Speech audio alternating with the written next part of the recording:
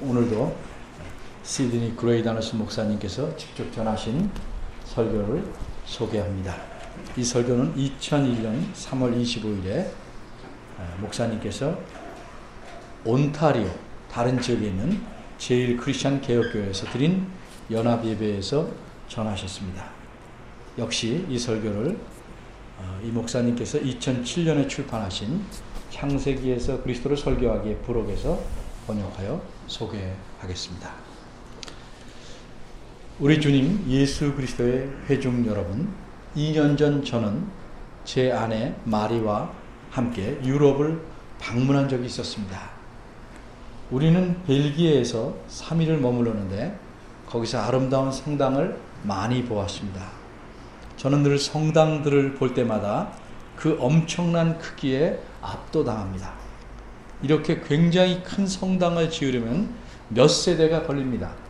때로는 수백 년이 걸리기도 합니다. 이런 사실을 볼 때 그 사람들에게 중요한 것은 분명히 하나님을 예배하는 것이었습니다. 그들의 삶은 기독교를 중심으로 움직였습니다.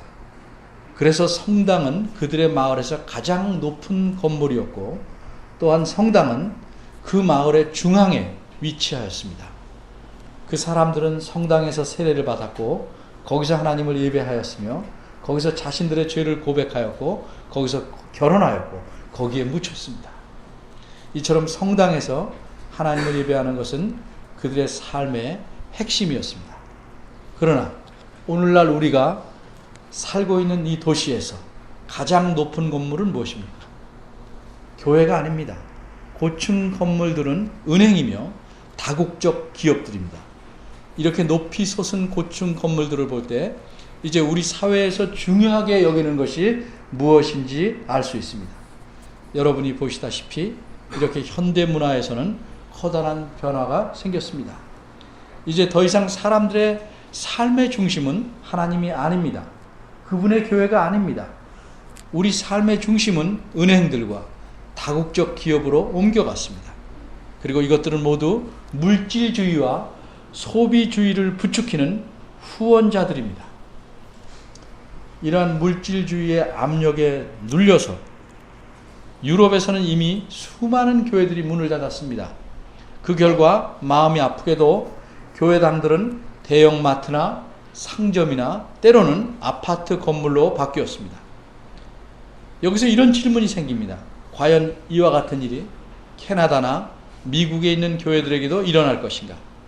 물질주의와 소비주의라는 바이러스는 이미 우리에게도 침투하여서 우리는 더 이상 교회를 위해서 또는 전도를 위해서 또는 선교를 위해서 열정을 품지 않고 있습니다. 그렇지 않습니까? 아마 우리는 하나님 나라를 추구하는 일보다 풍요로운 자신의 삶을 추구하는 일에 훨씬 더 관심이 많지 않습니까? 교회의 역사를 쭉 살펴보면 교회는 늘 위태위태하게 생존해 왔습니다. 태초에 하나님께서는 자신의 선한 왕국을 이 땅 위에 세우셨습니다. 하나님께서는 자신의 형상대로 아담과 하와를 만드셔서 다른 피조물들이 아니라 오직 하나님만 예배하고 하나님께만 순종하도록 하셨습니다. 그러나 아담과 하와는 사탄의 제안을 따랐습니다. 그래서 악이 이 조화로운 세상 속에 살그머니 들어왔습니다. 죄는 세대가 거듭될수록 급격하게 퍼져나갔고 마침내 하나님의 선한 계획을 다 망쳐놓았습니다.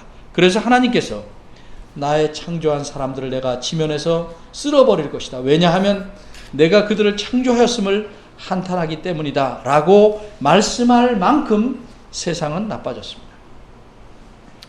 그러기에 하나님께서는 엄청나게 큰 홍수를 보내셔서 땅에서 악을 행하는 모든 자를 청소해 버리셨습니다. 하지만 하나님께서는 의로운 노아와 그의 가족은 구원하셨습니다. 여러분, 이제 하나님의 교회는 딱 한 가정으로 줄어버렸다는 사실에 주목하십시오. 하나님께서는 노아에게서 새롭게 출발하셔서 자신의 선한 왕국을 이 세상에 퍼뜨리려고 하시는 것입니다. 노아가 방주 밖으로 나오자마자 처음 행한 일은 무엇입니까? 그것은 주님께 제단을 쌓고 번제를 드린 일입니다. 이처럼 노아는 청소가 되어서 깨끗해진 땅을 하나님께 바쳤고 하나님께 헌신하였습니다. 앞으로의 모든 상황이 악이 청소되었으니 좋아 보였습니다. 그러나 죄는 곧 다시 날뛰기 시작합니다. 오늘 본문의 바로 앞장인 창세기 11장에서 기록자는 하나님을 대적한 대규모의 반역 사건을 묘사하고 있습니다. 사람들은 하나님의 말씀을 무시하고 온 세상에 흩어지지 않으려고 합니다. 하나님은 흩어지라고 했는데 흩어지지 않으려고 합니다. 흩어지는 대신에 이렇게 말합니다. 창세기 11장 4절입니다. 자, 우리가 성과 대를 쌓아 대 꼭대기를 하늘에 닿게 하여 우리 이름을 내고 온 지면에 흩어짐을 면하자.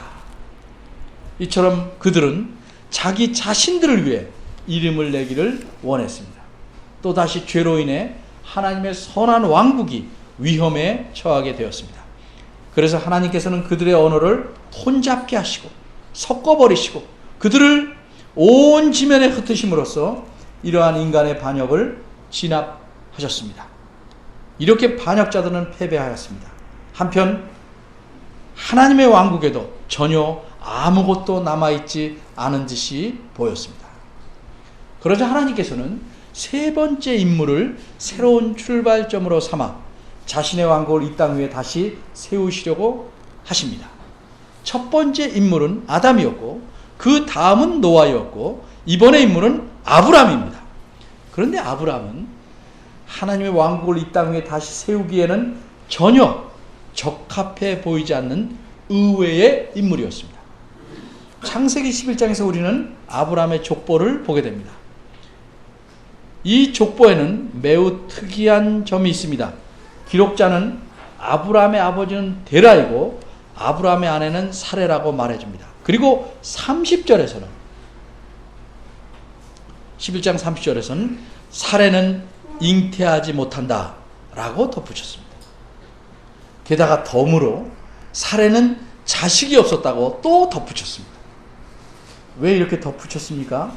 여러분이 생각하는 바와 같이 기록자는 이렇게 덧붙임으로써 이 계열은 여기서 끝났다 하는 사실을 강조하고 있는 것입니다. 아브라함에게는 이제 전혀 미래가 없습니다. 사례는 잉태하지 못합니다. 그리고 자식도 전혀 없기 때문입니다. 적어도 노아에게는 아들이 셋이 있었고 며느리도 셋이 있었습니다. 그러나 아브라함에게는 자식이 하나도 없습니다. 따라서 하나님의 왕국이 이 땅에서 새롭게 출발하는 일에 아브라함은 전혀 아무것도 기여할 수 없습니다. 또다시 하나님의 왕국이 그 시작이 위태합니다. 이처럼 아브라함은 새로운 출발점으로서 적합한 인물이 아닙니다. 그는 자식이 없었을 뿐만 아니라 그는 우상을 섬기는 사람이었기 때문입니다. 한편 노아에 대해서는 성경이 뭐라고 말씀합니까? 그는 의인이었습니다. 그렇게 성경은 말합니다. 그러나 아브라함에 대해서는 영어 성경에 따르면 여호수아 24장 2절에서 이렇게 말합니다. 옛적의 너희 조상들 즉 데라와 그의 아들들인 아브라함과 나홀은 유프라데스 강 저편에 살았고 다른 신들을 섬겼다. 존 칼빈은 이렇게 말합니다.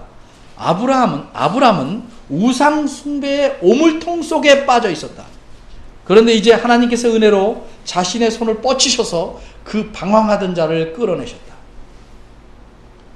아브라함은 하나님의 이러한 은혜를 받을 자격이 전혀 없었습니다. 그러나 하나님께서는 자신의 교회를 계속 존재하게 하셔서 자신의 왕국을 이 땅에 확장하시려고 아브라함을 사용하기로 하신 것입니다. 따라서 하나님께서 우상 숭배자인 아브라함을 부르신 것은 순전히 하나님 그분의 은혜입니다. 창세기 12장 1절에서 우리는 하나님께서 아브라함을 부르신 것을 보게 됩니다. 여호와께서 아브라함에게 이르시되 너는 너의 본토 친척 아비집을 떠나 내가 네게 지시할 땅으로 가라.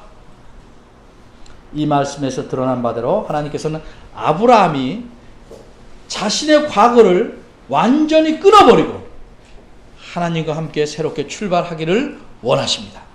그래서 하나님께서는 너의 본토, 즉 너의 나라를 떠나라 이렇게 말씀하십니다. 오늘날 우리로서는 아브라함이 자신의 나라를 떠나는 것이 얼마나 어려운지를 상상조차 하기 힘들 것입니다. 왜냐하면 이 미국이란 나라는 이민자들이 모여서 이루어진 나라인데 이 나라에 우리가 살고 있기 때문입니다. 우리 부모님들이나 조부모님들은 이 새로운 나라에 정착하기 위하여 대양을 건너왔습니다. 또 우리는 오늘날 상당히 빠르게 움직이는 사회에 살고 있습니다. 그러나 고대에는 사람들이 자기 나라에 머물러 살았습니다. 그것이 친숙한 지역이었습니다. 거기에 그들의 생계가 달려 있었습니다. 거기에서 사람들은 안전한 삶을 살 수 있었습니다. 그래서 그들은 우리가 생각하는 것 이상으로 더 깊이 자신들의 나라에 뿌리를 박고 살았습니다. 그런데 하나님께서는 아브라함에게 그 모든 것을 버리고 떠나기를 요구하십니다. 1절에서 말씀하신 세 가지 요구가 하나하나 모두 다 매우 어려운 것들입니다. 너의 본토, 즉 내 나라를 떠나라. 이것은 매우 어려운 일입니다. 내 친척을 떠나라. 이것은 더 어려운 일입니다. 그런데 내 아비집을 떠나라. 이것은 거의 불가능한 일입니다. 어떻게 하나님께서는 아브라함에게 그의 아비집을 떠나라고 요구하실 수 있었을까요? 아비집이란 다름 아닌 아브라함 자신이나 마찬가지입니다. 그는 거기서 태어났습니다. 그는 단순히 아브라함이 아니라 벤데라. 벤이란 말은 히브리 말로 아들이란 말입니다. 데라의 아들로서 아브라함입니다. 그의 아버지의 집은 곧 그의 집입니다. 그의 아버지의 물건들은 그의 물건이며 그의 아버지의 신들은 그가 섬기는 신입니다. 그런데 하나님께서는 그에게 명령하시기를 너의 나라, 너의 친척, 네 아버지의 집을 떠나라 말씀하십니다. 2절과 3절입니다. 하나님께서는 세 가지 다른 복을 약속하심으로 아브라함을 격려하십니다. 첫째로 하나님께서는 아브라함에게 하나님께서 개인적으로 아브라함을 위해 아브라함 개인을 위해 얼마나 큰 일을 마음에 생각하고 계시는지를 말씀합니다. 나는 너를 큰 나라로 만들 것이고 네게 복을 줄 것이다. 나는 내 이름을 위대하게 만들 것이다. 그러면 너는 복의 근원이 될 것이다. 이전에 바벨에 모인 사람들은 이렇게 말했습니다. 우리가 우리 자신들을 위하여 이름을 내자. 그러나 하나님께서는 지금 아브라함에게 이렇게 말씀합니다. 내가 너의 이름을 위대하게 만들 것이다. 이처럼 아브라함이 앞으로 위대해지는 것은 전적으로 하나님께서 하실 일입니다. 하나님의 은혜입니다. 둘째로, 세 가지 복 중에서 둘째로 3절에서 하나님께서는 자신의 복을 아브라함 개인으로부터 그 시대의 다른 사람들에게까지 확대시켜 주십니다. 너를 축복하는 자에게는 내가 복을 내리고 너를 저주하는 자에게는 내가 저주하리라. 그리고 마지막 세 번째로는 하나님께서는 자신의 복을 아브라함으로부터 모든 나라들에게로 확대시킵니다. 그리고 땅의 모든 민족들이 너를 통하여 복을 얻을 것이다. 이것이야말로 놀라운 클라이맥스입니다.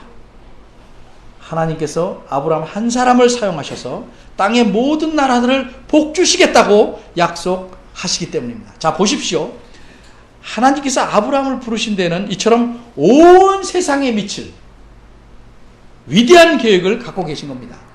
아브라함을 부르심은 단지 그 개인만이 아니라 땅의 모든 민족들을 위한 것이었습니다. 이처럼 하나님은 자신의 창조 세계를 전체를 포기하시지 않습니다. 이렇게 하나님께서는 자신의 왕국을 땅의 모든 나라들에게까지 미치도록 하실 것입니다. 이처럼 아브라함은 하나님의 부르심을 받았지만 사실 이 부르심에 응한다는 것은 우리 눈에 불가능해 보입니다. 이것은 내 나라, 내 친척, 그리고 내 아비집을 떠나서 내가 내게 보여줄 땅으로 가라는 부르심이기 때문입니다. 내가 내게 보여줄 땅으로 가라는 말씀은 오히려 많은 갈등을 일으킵니다. 왜? 지금으로서는 아무것도 확실한 것이 없기 때문입니다. 아브라함은 자신의 목적지조차도 모릅니다. 이것은 미국이나 캐나다에서 부유한 생활을 꿈꾸고 이주해 오는 것과는 전혀 다릅니다. 아브라함은 아무것도 모른 채 아직 알려주시지 않은 땅으로 하나님과 함께 걸어가라고 요구를 받은 것입니다. 그러니 이제 그는 어떻게 해야 할까요? 4절에서 우리는 매우 놀라운 답을 보게 됩니다. 이에 아브라함이 여호와의 말씀을 쫓아갔다.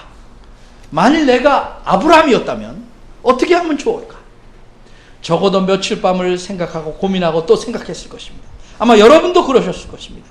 나는 이 일에 대해 아내와 깊이 상의하고 또 친척들이나 친구들과도 논의하려고 했을 것입니다. 그러나 아브라함은 과감하게 자신의 모든 과거를 버립니다. 어떤 질문이나 반대 의견도 제시하지 않고, 게다가 우리가 보기에는 자기 아내와 이 일에 대해서 그다지 꼼꼼하게 짚어보지도 않은 채 아브라함은 여호와의 말씀을 조차 떠났습니다. 이처럼 그는 여호와를 무조건 신뢰하였고 그분께 즉각적으로 순종하였습니다. 도대체 아브라함은 어떻게 이처럼 자기 나라와 친척과 아비집을 즉시 떠날 수 있었을까? 먼 훗날 히브리서 11장의 기록자는 참된 믿음이 어떠한 것인지를 설명하기 위해 아브라함이 이렇게 행한 행동을 예로 제시합니다. 믿음으로 아브라함은 부르심을 받았을 때 순종하여 장래 기업으로 받을 땅에 나갈새 갈 바를 알지 못하고 나갔으며. 히브리서 11장 8절입니다. 이제 우상을 숭배하던 아브라함은 참된 믿음을 가졌습니다. 그리고 여호와 유일하신 참 하나님을 온전히 신뢰하였습니다. 그래서 아브라함은 자신의 모든 소유와 재산을 다 모아서 하나님께서 그에게 보여줄 땅을 향해 출발합니다. 아브라함은 가축대까지 몰고 600km 이상이나 되는 먼 길을 여행해야 했습니다. 그런데 기록자는 아브라함이 여행한 이 길고 힘든 과정에 대해서는 거의 말하지 않습니다. 기록자가 말한 것이라고는 5절 끝에서 아브라함이 가나안 땅으로 가려고 떠나서 마침내 거기에 도착했다는 말뿐입니다. 왜 이 여행의 과정에 대해서는 별로 말하지 않았을까? 기록자에게 그것은 그다지 중요한 것이 아니기 때문입니다. 정말 중요한 것은 아브라함이 가나안 땅에 도착하게 되었다는 사실입니다. 그래서 여기서부터는 기록자가 이야기를 천천히 전개하면서 그 내용을 자세히 기록해 갑니다. 여러분이 지도를 펴서 보신다면 아브라함은 가나안 땅의 북쪽에서 남쪽으로 계속 내려가고 있습니다. 6절은 우리에게 아브라함이 그 땅을 통과하여 지나갔다는 말은 아니고 쭉 내려가면서 세겜 땅 모래 상수리 나무에 이르렀다고 말합니다. 세겜은 그 당시 가나안 땅의 중심부였습니다. 이곳에는 가나안 사람들이 섬기는 유명한 사당이 있었습니다. 그것이 이른바 모래의 상수리 나무입니다. 10중 8구 이것은 가나안 사람들이 자신들의 신들에게서 어떤 응답을 듣기를 바라기에 점을 치거나 소원을 빌던 나무일 것입니다. 그런데 기록자는 6절에서 그때 가나안 사람들이 그 땅에 거하였더라는 말을 덧붙여서 좀 불길한 느낌을 줍니다. 가나안 사람들의 조상은 창세기 9장 21절에서 노아가 저주한 노아의 손자 가나안입니다. 아브라함은 이곳까지 오직 여호와만을 의지하고 먼 길을 왔습니다. 그런데 와보니까 이곳에는 이미 그 땅을 차지한 사람들이 있었습니다. 이것이 아브라함에게 얼마나 엄청난 실망을 안겨 주었겠습니까? 이 땅은 내가 차지할 줄 알고 왔더니 이 땅은 이미 남이 차지하고 있었습니다. 그것도 다름 아닌 저주받은 가나안 사람들이었습니다. 그럼 이제 아브라함은 회의를 품어야 할까요? 그래서 다시 돌아서서 자신의 본국으로 터덜터덜 되돌아가야 할까요? 그런 기로에 정확하게 그 장소, 가나안 땅의 중심에 있는 그 장소에서 하나님께서는 아브라함에게 나타나셨습니다. 그리고 이렇게 말씀하십니다. 7절입니다. 내가 이 땅을 네 자손에게 주리라. 이미 가나안 사람들이 차지하고 있는 그 땅을 주시겠다고 말씀하고 계신 겁니다. 이처럼 그 땅에 대해 하나님께서 약속을 하시자 이에 대해 아브라함은 마음속 깊은 데서 우러나오는 반응을 보입니다. 이 땅이 하나님께서 아브라함 후손에게 주실 땅이라는 말씀을 듣자마자 아브라함은 자신에게 나타나신 여호와를 위하여 그곳에 단을 쌓았습니다. 가나안 땅의 심장부에서 근처에 가나안 사람들의 사당이 보이는 그곳에서 아브라함은 주 여호와께 첫 번째 제단을 쌓았습니다. 그리고 그는 더 남쪽으로 내려가 베델에 이르렀습니다. 8절 하반절입니다. 그리고 또다시 그가 그곳에서 여호와를 위하여 단을 쌓고 하나님의 이름인 여호와를 불렀습니다. 그리고 그는 계속해서 남쪽으로 여행해요. 우리말에는 9절에서 남방으로 표현되어 있지만 네게브라는 곳으로 갑니다. 여러분이 창세기 13장 마지막 구절을 보시면 헤브론이라는 곳에서도 역시 아브라함은 마물의 상수리 숲, 다시 말해서 마물의 상수리 나무들, 이것은 가나안 사람들이 신을 섬기는 또 다른 사당입니다. 그 숲 근처에다가 여호와를 위하여 단을 쌓았다는 사실을 말하고 있습니다. 주 하나님께 제단을 쌓는다. 어째서 기록자는 아브라함이 하나님께 제단을 쌓았다는 사실을 이렇게 강조하고 있는 것일까요? 한 유대인 주석가가 저에게 이런 사실을 깨닫게 해주었습니다. 아브라함은 결코 그 약속의 땅 가나안, 그 밖에서는 제단을 쌓은 적이 없다는 사실입니다. 아브라함은 언제나 약속의 땅인 가나안 땅 안에서 제단을 쌓았습니다. 그러면 아브라함이 오직 이 약속의 땅에서만 하나님께 제단을 쌓았다는 사실은, 그 사실의 의미는 무엇일까? 더구나 세겜이나 베델, 헤브론 같은 전략적으로 중요한 장소에서만 제단을 쌓은 의미는 무엇일까? 창세기 8장 20절을 보면 여러분은 노아가 방주에서 나와서 행한 첫 번째 일이 무엇인지 아실 겁니다. 그것은 하나님께 제단을 쌓은 일입니다. 이렇게 제단을 쌓아서 다시 새로워진 땅을 하나님께 바침으로써 노아는 하나님을 경배하는 것입니다. 그러나 그 이후 인간은 다시 죄로 인하여 인간의 힘을 경배하는 대로, 이를테면 바벨탑을 경배하는 대로, 그리고 다른 신들을 경배하는 대로 나아갔습니다. 그런데 이제 아브라함은 하나님께서 그의 후손, 즉 이스라엘에게 주시겠다고 약속하신 그 땅 안에 있습니다. 아브라함은 가나안 사람들이 그들의 거짓된 신들을 여러 사당에서 경배하고 있는 것을 보았습니다. 그래서 아브라함은 이 사당들이 보이는 근처에 오직 참 하나님이신 여호와께 제단을 쌓습니다. 바꿔 말하자면 아브라함은 이 땅은 주 하나님께 속한 땅이라는 사실을 드러낸 것입니다. 그러기에 그 땅의 중요한 장소마다 우리식으로 말하면 하나님이 주인이시다 하는 깃발을 세운 것입니다. 이것은 하나님의 나라다 라고 선언한 것입니다. 하나님께서 이 땅의 왕이시라고 선언한 것입니다. 주님께 제단을 쌓음으로써 아브라함은 그 땅을 하나님을 경배하고 섬기는 데 바친 것입니다. 이 땅에서는 오직 하나님만이 경배를 받으며 하나님에게만 순종해야 한다고 선포하는 것입니다. 이 사실에 대해서 존 칼빈은 통찰력 있게 이렇게 말했습니다. 아브라함은 자신의 온 힘을 다해 그 땅에서 자신이 접근할 수 있는 모든 지역을 하나님께 바치는 일에 애를 썼다. 그리고 그 땅의 각 부분에 자신의 믿음의 향수를 뿌려 향기가 나게 하였다. 이후에 이스라엘 백성은 자신들의 조상인 아브라함에 관한 이 이야기를 들었을 때 방금 위에서 제가 말씀드린 바대로 이 이야기에서 분명히 그런 메시지를 받았을 것입니다. 이스라엘 백성은 현재 여호수아의 지휘 아래 가나안 땅을 정복하려고 하고 있습니다. 이들도 자신들의 아버지들처럼 막강한 가나안 사람들과 그들의 강력한 신들을 여전히 두려워했습니다. 그들의 아버지들은 그 땅에 들어가기를 거부했습니다. 이제 40년이 지난 지금 그 다음 세대인 이스라엘 백성은 약속의 땅의 가장자리에 서서 가나안 사람들을 공격하라는 여호수아의 명령을 기다리고 있는 중입니다. 이런 상황을 염두에 둔다면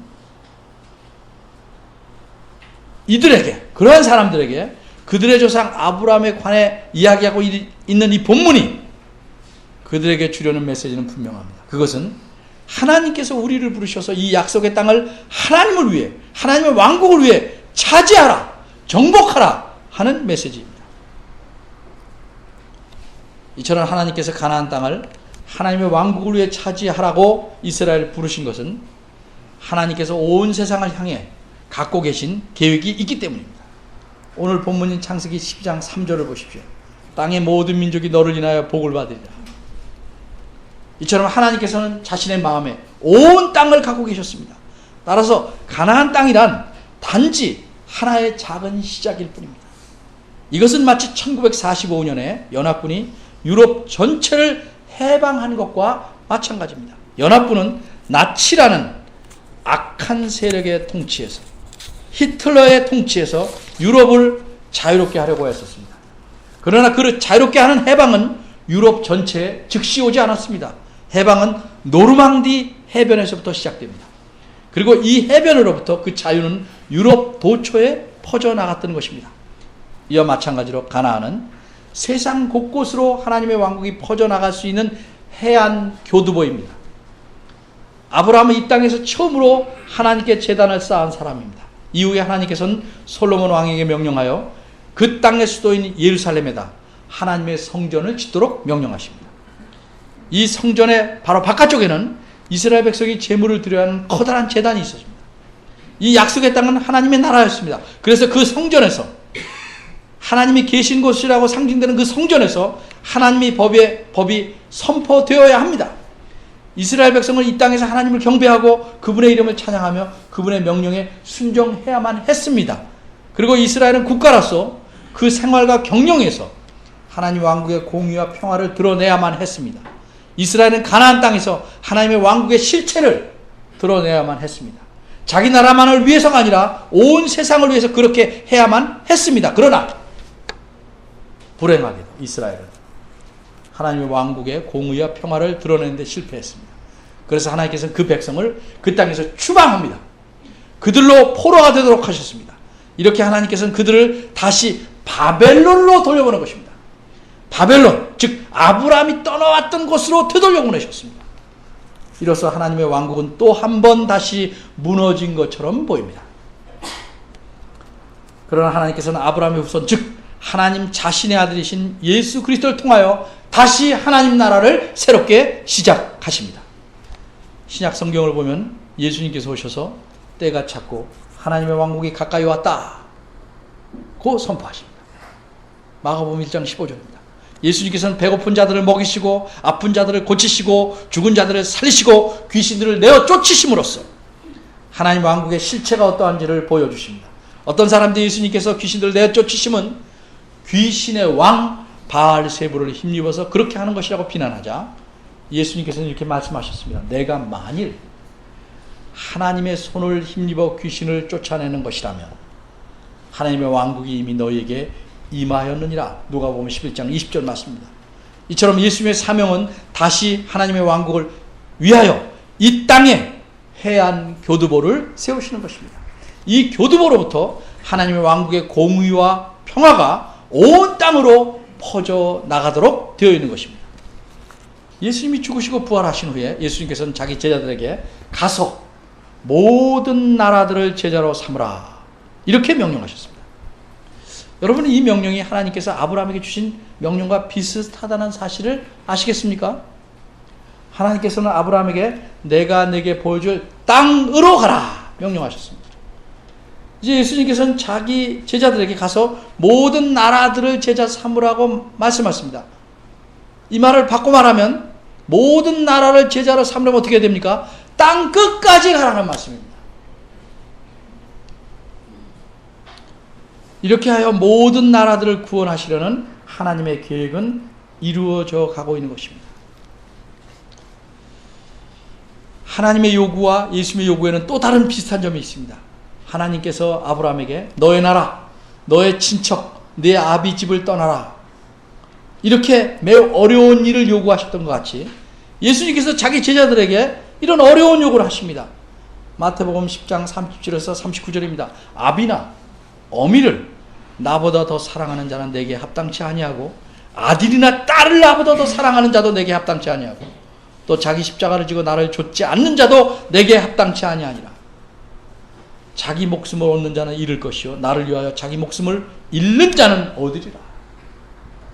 어려운 요구입니다. 여러분이 보시다시피 우리의 왕이신 예수 그리스도께서는 자신의 사명의 한 몫을 감당하라고, 함께 감당하라고 우리를 부르고 계십니다. 그 한 몫을 감당하는 것은 어려운 일입니다. 그것을 감당하려면 우리는 우리 자신의 이익뿐만 아니라 때로는 우리 생명도 잃어야 하며 그 대신에 우리의 삶을 하나님을 예배하는 데 전적으로 맞춰야 합니다. 하나님을 섬기는 데 전적으로 맞춰야 합니다. 그리고 세상 곳곳에서 하나님께 제단을 쌓아야 합니다. 그렇게 쌓도록 해야 합니다. 세상의 모든 전략적인 장소에 하나님 왕국의 깃발을 꽂아야 합니다. 다시 말해서 교회를 개척하고 기독교 학교들을 세우며 그 밖에 여러 기독교 기관들을 세워야 합니다. 이렇게 해서 이 세상과 이 세상 백성과 모든 이 세상의 기관들이 하나님에게 속하도록 해야 합니다. 이것은 참으로 어려운 임무입니다.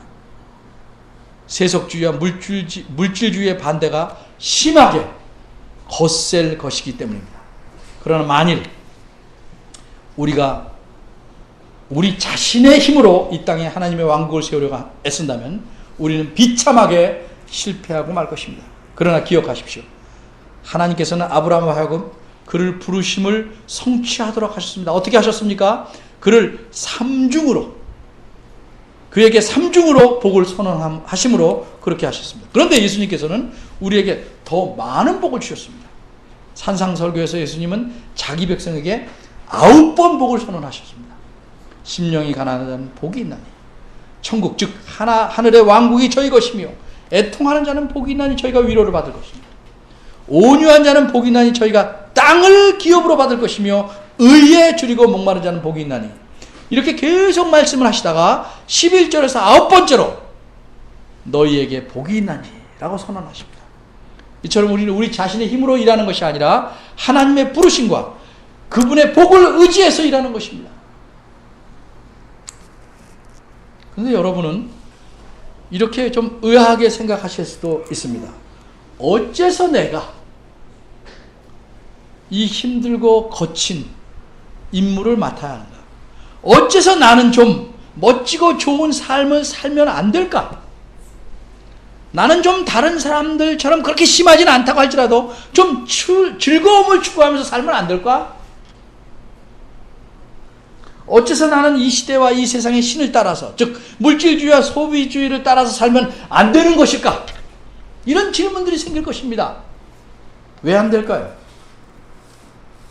그 이유는 간단합니다.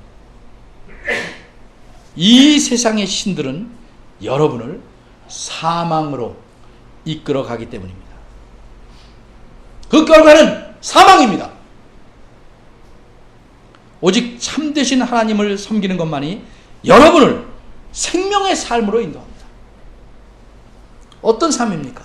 참으로 놀랄만하고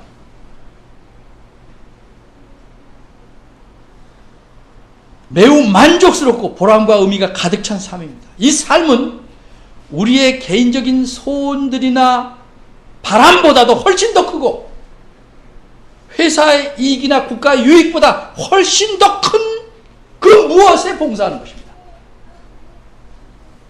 그것이 무엇입니까? 그것은 이 세상 속으로 침투해 들어온 하나님의 왕국을 위해 봉사하는 것입니다. 이로써 우리는 그리스도의 임무에 참여하는 동역자가 될 수 있는 것입니다. 더구나 우리가 이렇게 그리스도의 임무에 동참하는 것은 승리하는 편에 서는 것입니다. 왜냐하면 이 일이 아무리 어렵다고 할지라도 반드시 성공할 것이기 때문입니다. 요한계시록에서 요한은 예수님께서 부활 승천하신 후에 하늘에서 들리는 새 노래를 기록해 줍니다.